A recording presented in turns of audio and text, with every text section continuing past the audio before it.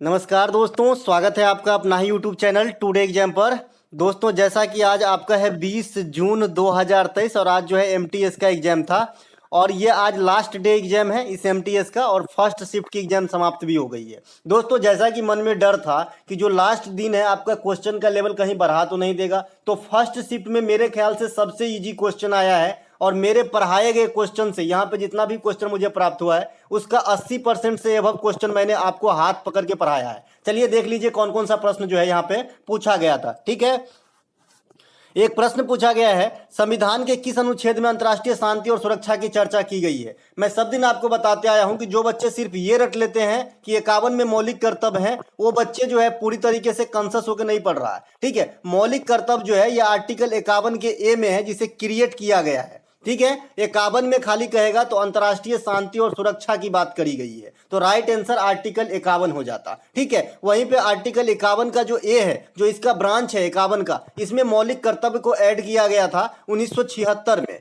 कितने प्रकार के? 10 प्रकार के। किसके समिति पे? स्वर्ण सिंह समिति पे। वो कौन सा अमेंडमेंट था? 42वां अमेंडमेंट। ठीक है, इसको जो है किस भाग में जगह दिया गया है? भाग 4 के ए में जगह दिया गया है। वर्तमान में कितने मौलिक कर्तव्य हैं? 11 हैं। तो 11वां मौलिक कर्तव्य कौन सा है? तो 2002 में 86वां संविधान संशोधन के द्वारा शिक्षा का जो मौलिक कर्तव्य बनाया गया कि भाई 6 से 14 वर्ष तक के बच्चों को शिक्षा दिलाना उनके पेरेंट्स का कर्तव्य होगा, ये भी एक मौलिक कर्तव्य बढ़ गया और ये मौलिक अधिकार भी है बच्चे के रिगार्ड में कि 6 से 14 वर्ष तक के बच्चों को निःशुल्क शिक्षा लेना उसका मौलिक अधिकार है, जो आर्टिकल 21 के ए में रखा गया है। तो दोनों बात अलग अलग है जी। 21 के ए में जो है ये मौलिक अधिकार के मतलब रूप में रखा गया है और जो 51 के ए में 10 से बढ़ के 11 हो गए, ये मौलिक कर्तव्य है। तो इतनी बात आपको मोटे मोटे तौर पे जरूर ध्यान होनी चाहिए और इसी फ्लो में ध्यान होनी चाहिए। ठीक है, इसके अलावा अनुच्छेद 50 जो है ये कार्यपालिका से न्यायपालिका का पृथकीकरण जो है सुनिश्चित करता है। मैंने ये भी बताया था कि अगर ये संविधान में ना होता तो क्या होता?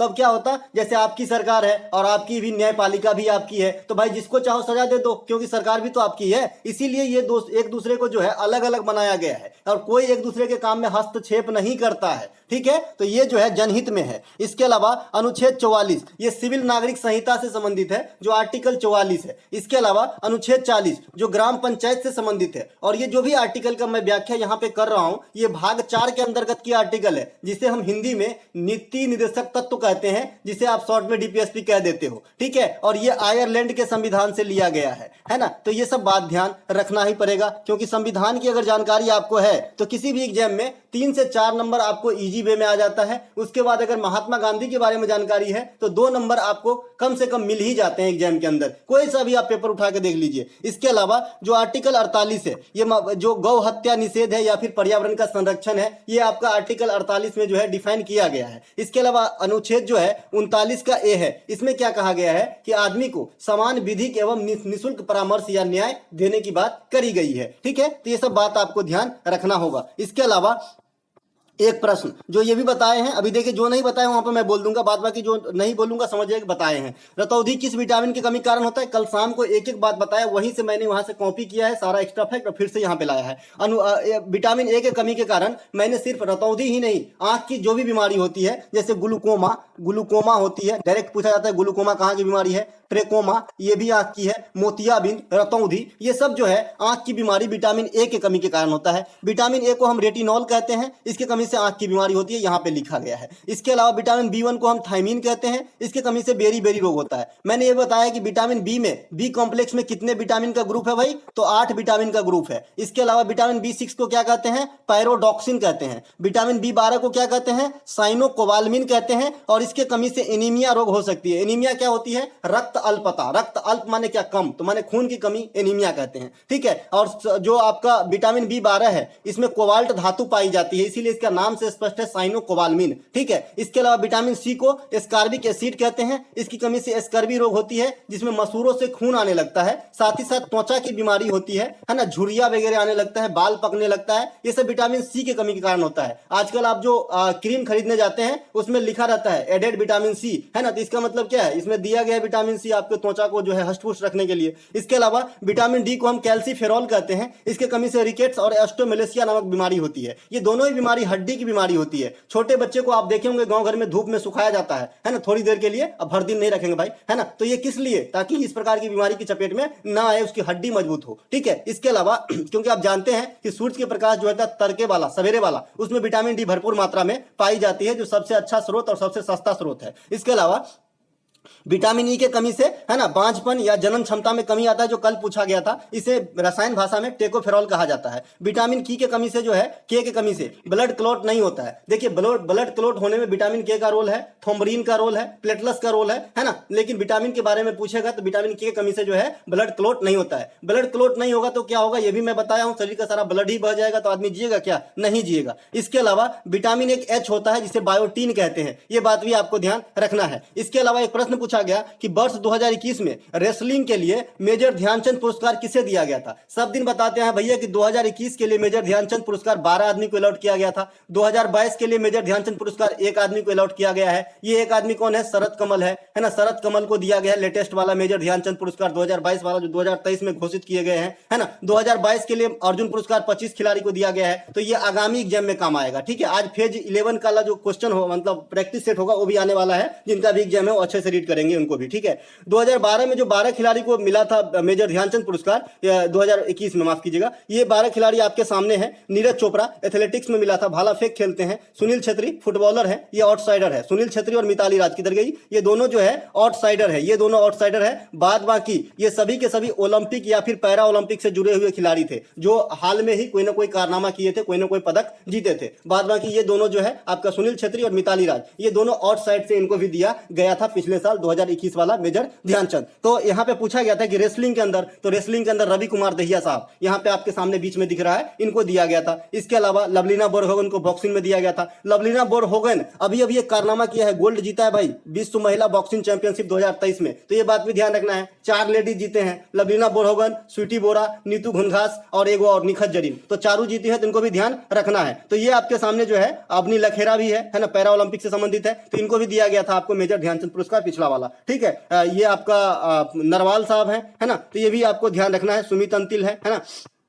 इसके अलावा कांग्रेस की स्थापना कब हुई, ये डायरेक्ट पूछा गया इसवी आपसे, तो 1985 में हुआ है। किसके द्वारा हुआ है, एओ ह्यूम के द्वारा हुआ है। कांग्रेस की स्थापना कहां पे हुआ था, बंबई के अंदर हुआ था। कहां पे हुआ था, बंबई के अंदर। कब हुआ था, 1885 में। कांग्रेस की प्रथम बैठक की अध्यक्षता कौन कर रहे थे, डब्ल्यू.सी. बनर्जी, व्योमेश चंद्र बनर्जी। तो इसे भी ध्यान रखेंगे। कांग्रेस में फूट कब पड़ी थी, फूट मतलब झगड़ा कब हुआ था, गरम दल और नरम दल में कब बटा था, 1907 में। वो अधिवेशन कहां हुआ था, सूरत में। इसकी अध्यक्षता कौन कर रहे थे, रास बिहारी घोष, है ना, रास बिहारी घोष कर रहे थे, बोस नहीं, बोस भी है ना, लेकिन घोष कर रहे थे, ठीक है। इसके अलावा कांग्रेस और मुस्लिम लीग कब एक हो गए थे, तो ये लखनऊ अधिवेशन में हो गए थे। कब हुआ था, 1916 में। इसकी अध्यक्षता कौन कर रहे थे, अंबिका चरण मजूमदार, ठीक है। इसी के एक साल के बाद 1917 में एनी बेसेंट के द्वारा अध्यक्षता की गई, जो पहली बार कोई महिला के द्वारा कांग्रेस की अध्यक्षता संभाली गई थी। इसके अलावा स्वतंत्रता की मांग जो की गई थी कांग्रेस के अंदर, ये 1929 में किया गया था। यह अधिवेशन कहां पे हुआ था, लाहौर में, और अध्यक्षता कौन कर रहे थे, जवाहरलाल नेहरू। तो ये सब बात को जो है आपको ध्यान रखना ही होगा। इसके अलावा अगला प्रश्न पूछा गया था कि गणगौर त्योहार में किस भगवान की पूजा की जाती है। देखिए गणगौर त्योहार, पोंगल त्योहार, छठ त्योहार, मकर बिलक्कू त्योहार, मकर संक्रांति त्योहार,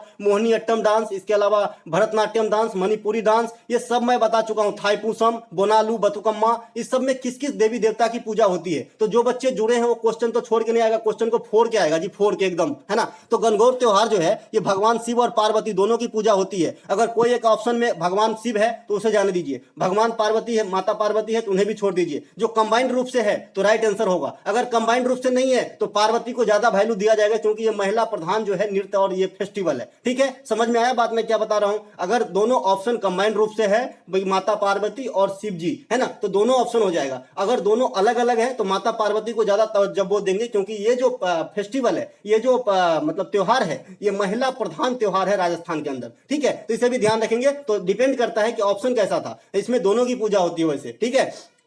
इसके अलावा इस त्योहार के अवसर पे महिलाओं के द्वारा कौन सा डांस की जाती है? घूमर डांस। घूमर डांस कैसे की जाती है ये भी क्वेश्चन पूछा गया है। तो ये गोल चक्कर में डांस की जाती है, गोल चक्कर में। जैसे झिझिया वगैरह खेलते हैं ना, तो झिझिया भी गोल चक्कर में ही होती है, ये भी गोल चक्कर में ही होता है। ठीक है, महिलाओं जो है एक गोलाकार रूप में जो है डांस करती है। इसके अलावा राजस्थान में होने वाली एक त्योहार है, डांस है कलबेलिया। कलबेलिया डांस को गुलाबो सपेरा का डांस कहा जाता है। गुलाबो नाम का एक लेडीज था जो इस डांस को फेमस की है। ठीक है, इसके अलावा मोहिनी अट्टम में भगवान विष्णु की पूजा। फिर से दोहराता हूं भैया, फिर से दोहराता हूं, आगे काम आएगा। लॉन्ग टर्म ब्याज देने वाली मेरी पढ़ाई होती है। ठीक है, इसके अलावा भरतनाट्यम में भगवान शिव की पूजा, मणिपुरी में राधा कृष्ण की पूजा, बथुकम्मा में पार्वती की पूजा, बोनालू में मां काली की पूजा, भगवान सूर्य की पूजा होती है आपका किसमें? पोंगल में और छठ पूजा में। मकर बिलक्कू में किसकी पूजा? अयप्पा, भगवान अयप्पा की पूजा। थाई पूसम में किसकी पूजा? भगवान मुरुगन की पूजा। तो इस प्रकार से आपको याद रखना ही होगा। इसके अलावा अगला प्रश्न हमारा, निम्नलिखित में से कौन सा पुस्तक चेतन भगत के द्वारा लिखा गया है? ऑप्शन में आपका दिया गया था 3 मिस्टेक ऑफ माई लाइफ, है ना। 3 मिस्टेक ऑफ माई लाइफ मैं बता रखा हूं,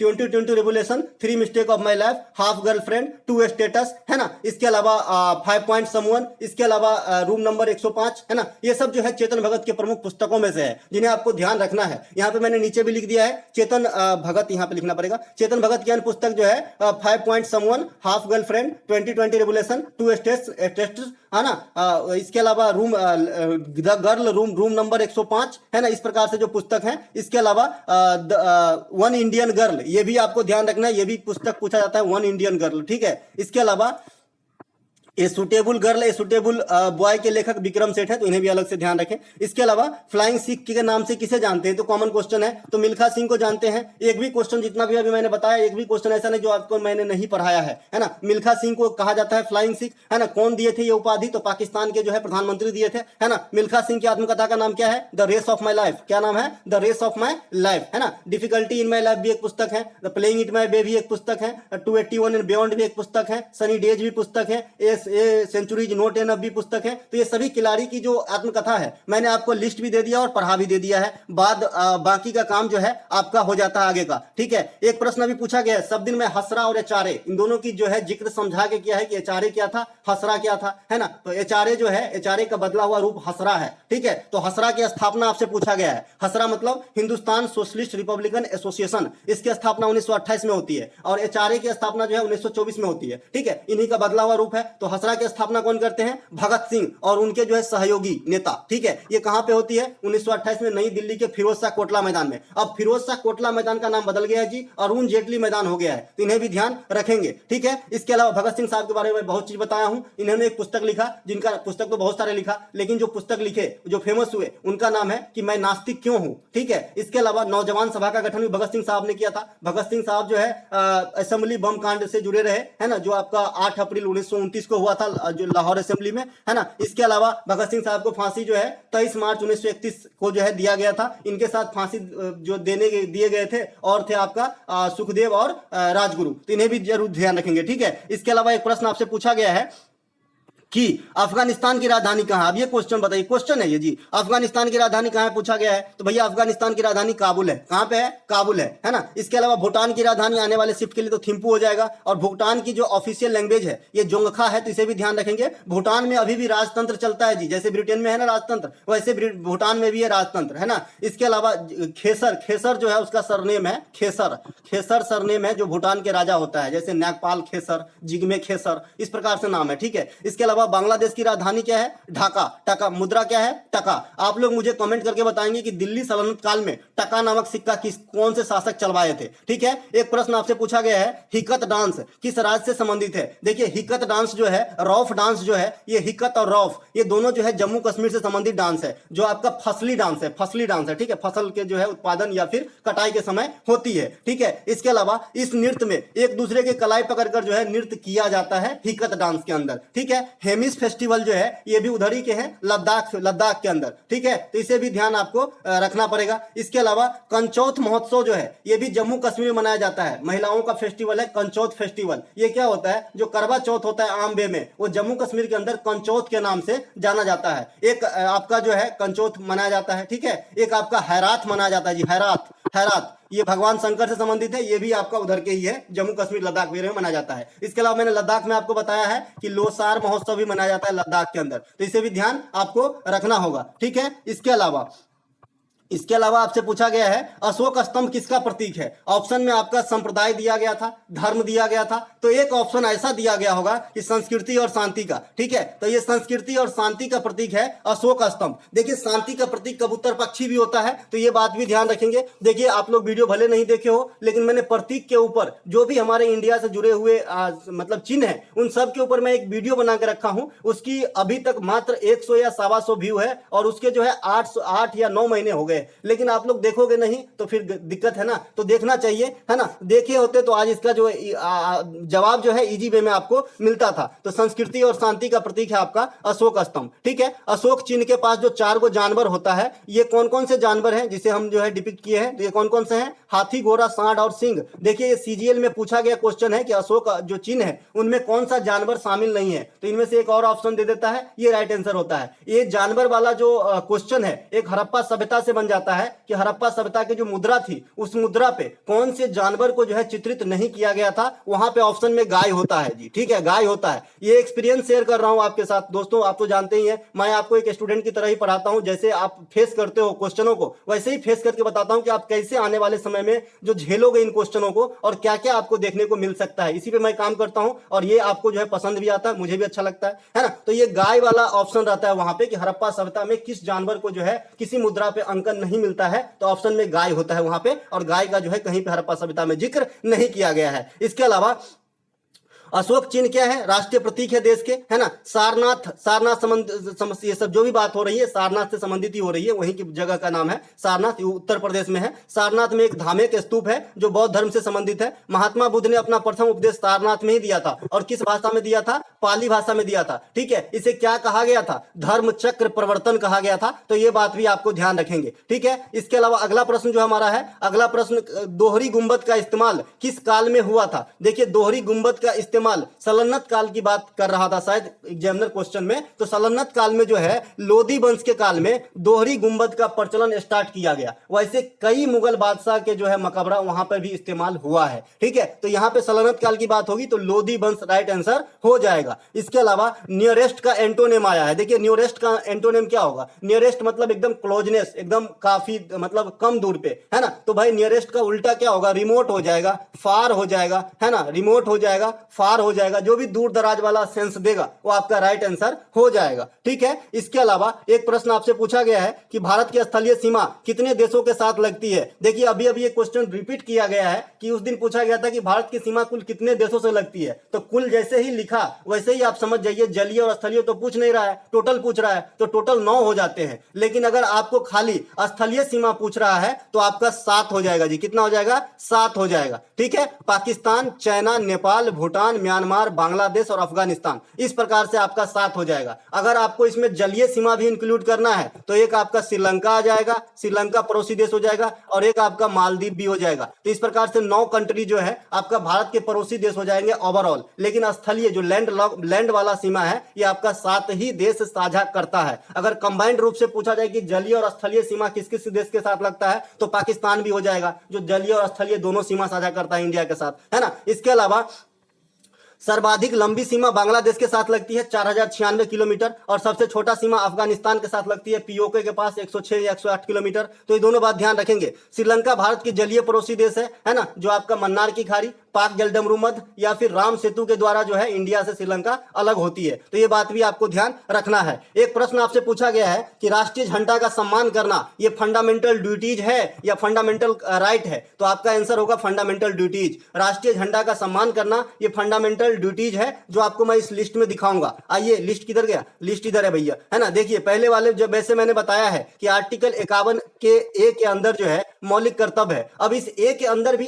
11 पैच बनाया गया है, उस 11 पैच के अंदर 11 मौलिक कर्तव्य को सेपरेट रखा गया है। तो यहां पे आपके सामने परोस रहा हूं 51 ए का ए। इसके अंदर क्या है, संविधान का पालन करना और उनके आदर्श और संस्थानों, राष्ट्रीय ध्वज और राष्ट्रगान का सम्मान करना। तो यहां से ही क्वेश्चन उठा लिया गया है, पहला ही बिंदु से क्वेश्चन उठा लिया गया है कि राष्ट्रीय ध्वज का सम्मान करना ये किसके अंतर्गत आएगा, फंडामेंटल ड्यूटीज या फंडामेंटल राइट। तो फंडामेंटल ड्यूटीज के अंदर आएगा। फंडामेंटल ड्यूटीज संविधान में कब इंक्लूड हुआ, किस समिति से हुआ, किस अमेंडमेंट से हुआ, कितने प्रकार के हुए, कहां रखे रखे गए, किस देश से लिए गए हैं, ये सब मैं इसी वीडियो में बता चुका हूं और पहले तो बताते ही आया हूं। अब तो आप जो है धुल गए होंगे, रंग में रंग लिए होंगे अपने आप को, है ना। इसके अलावा 51(1) के बी में जो है उन महान आदर्शों को संजोना और उनका पालन करना जिन्होंने हमें भारतीय स्वतंत्रता संग्राम प्रेरित किया है। इसके अलावा 51(a) के सी में क्या है, भारत की संप्रभुता, अखंडता, एकता इनको बनाए रखना और उनकी रक्षा करना। 51(a) के डी में क्या है, देश की रक्षा करना और जरूरत पड़ने पर या कहे जाने पर राष्ट्रीय सेवा प्रदान करना। जैसे आप नौकरी में आओगे, मान लीजिए आप रेलवे की नौकरी में आते हैं, तो वहां पे जब फॉर्म आप फिलअप करेंगे